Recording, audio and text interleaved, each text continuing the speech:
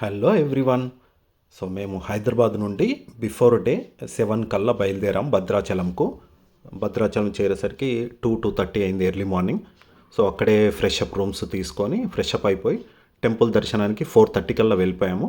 4:30 కల్లా వెళ్తే 10 మినిట్స్లో జస్ట్ దర్శనం అయిపోయింది. ఆ టైంలో ఏంటంటే ఒక 10 మినిట్స్ మాత్రమే జనరల్ పీపుల్ని అలో చేస్తారంట, అంటే సర్వదర్శనం. తర్వాత జనరల్గా 7:30 నుంచి స్టార్ట్ అవుతుందన్నారు. కాబట్టి ఎవరన్నా పాపికొండలు బోటింగ్ టూరు ఇవన్నీ ప్లాన్ చేసుకోవాలనుకుంటే ఎర్లీ మార్నింగ్ 4:30 టైంలోనే రాములవారిని దర్శనం చేసుకోండి. సో అలా చేసుకొని మేము అక్కడే టికెట్స్ అనేవి చాలా పాపికొండలు బోట్ బుకింగ్ టికెట్స్ అక్కడే ఉంటాయి. మన ఓన్ వెహికల్ అయితే 950 రూపీస్. ఒకవేళ వాళ్ళే వచ్చి పిక్ చేసుకోవాలి అనుకుంటే మాత్రం 1250 ఛార్జ్ చేస్తున్నారు. మేము ఓన్ వెహికల్లో వెళ్ళాం కాబట్టి 950.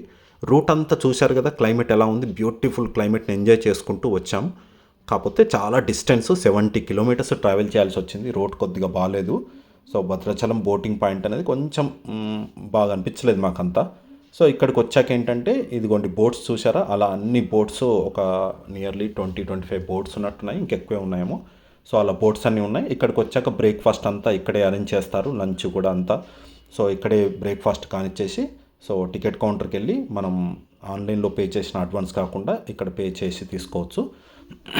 సో ఇక్కడ తీసేసుకోగానే వాళ్ళు బోట్స్ అలర్ట్ చేస్తారు. బోట్స్ అనేది ఫిక్స్డ్ బోట్, ఈ బోట్ ఆ బోట్ ఏమైనా ఉండదు. వాళ్ళే టికెట్ వైజ్ బోటు నింపుతూ ఉంటారు. సో మాకు శ్రీరామ బోట్ని అరేంజ్ చేశారు. సో బోట్లోకి వెళ్ళాము. బోటు చాలా బాగుంది. We can enjoy. ఒక ఫ్యామిలీ ట్రిప్తో వెళ్తే గెట్ టుగెదర్ ఏదన్నా అలా ఫ్యామిలీ లాగా, కొంతమంది ఇండివిజువల్గా వెళ్తే కొద్దిగా బోరింగ్గానే ఉంటుంది. కొంచెం ఫ్రెండ్స్ ఫ్యామిలీస్ ఒక 2-3 ఫ్యామిలీస్ కలిసి వెళ్తే చాలా బాగుంటుంది. బోట్లో ఫుల్గా ఎంటర్టైన్మెంట్ ఉంటుంది, అక్కడేం ప్రాబ్లం లేదు. ఫుల్గా మనకు టైంపాస్ అయిపోతుంది. అసలు బోట్ జర్నీ అనేది ఎప్పుడు అయిపోయిందో తెలియదు, అంత బాగుంటుంది బోట్ జర్నీ. సో బోట్లో కూడా ఏంటంటే మనకు పీపుల్తో అందరితో ఇంటరాక్షన్ అనేది చేపిస్తారు.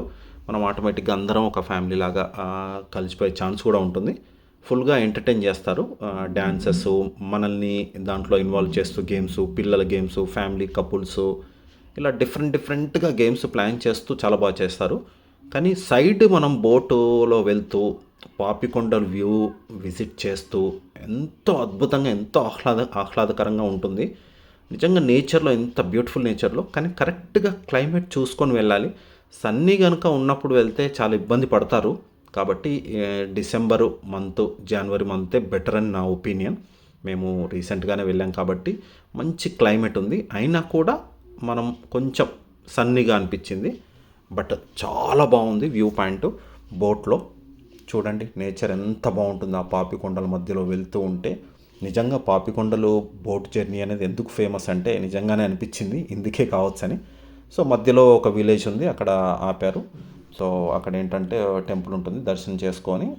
సో ఇక్కడ షూటింగ్ స్పాట్ అన్నారు. ఇది ఎక్కువగా షూటింగ్స్ జరుగుతూ ఉంటాయంట ఇక్కడ ఈ టెంపుల్లో, ఈ విలేజ్లో. సో దర్శనం చేసుకోవడానికి బ్రేక్ ఒక 30 మినిట్స్ ఇస్తారు. ఈ టైంలో మనం ఇక్కడ దర్శనం చేసుకొని కొంచెం చిన్న చిన్న ట్రైబల్ పీపుల్ వాళ్ళు తయారు చేసి అమ్మేటివి ఉంటాయి. సో అవన్నీ పర్చేజ్ చేసుకోవచ్చు. అక్కడ నుంచి మనం బోట్లోకి మళ్ళీ వచ్చేయచ్చు. ఇక్కడ ఏంటంటే ఇలా ఫ్రెష్ వాటర్ ఒకటి పైనుంచి కొండల నుంచి పారుతూ ఉంటుంది. ఇది 365 డేస్ పారుతూ ఉంటుందంట వాటర్. చల్లగా ఉంది వాటర్, బాగుంది ఫ్రెష్ వాటర్. ఎలాగో కొండల నుంచి వచ్చిన వాటర్ చాలా బాగుంటుంది కదా. సో ఇక్కడ కాళ్ళు కడుక్కొని మనం దేవుని దర్శనం చేసుకున్నాము. తర్వాత బోట్లోకి వచ్చేసాం.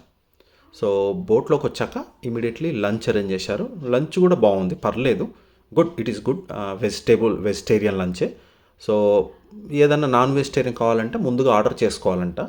కాబట్టి వెజిటేరియన్, మేము ఎలాగో వెజిటేరియన్స్ కాబట్టి we enjoyed a lot. So తర్వాత నియర్ బై బోట్స్ వెళ్తున్నప్పుడు ఆ ట్రావెలింగ్ అదనేది మనం చాలా బాగా ఎంజాయ్ చేస్తాం. ఈ ట్రీ అనేది, ఇప్పుడు నేను చూపించిన ట్రీ అనేది చాలా మూవీస్లో షూటింగ్లో ఉంది అని చెప్తున్నారు. లంచ్ అరేంజ్మెంట్స్ చూడండి. సో ఇలా బోట్లో వెళ్తున్నప్పుడు మనకి ఫొటోస్కి, వీడియోస్కి, రీల్స్ లాంటివి సిగ్నల్స్ ఉండవు. ఇక్కడ కూడా గుర్తుపెట్టుకోవాల్సింది ఏంటంటే మనకి మొబైల్ సిగ్నల్స్ ఉండవు. కాబట్టి ముందుగానే సాంగ్స్ డౌన్లోడ్ చేసుకోవడము, సో దానికి తగ్గట్టు ప్రిపరేషన్ ప్లానింగ్ అనేది పెట్టుకొని వెళ్ళాలి. సో అలా వెళ్తే చాలా బాగా ఎంజాయ్ చేయొచ్చు. చూడండి మౌంటైన్స్.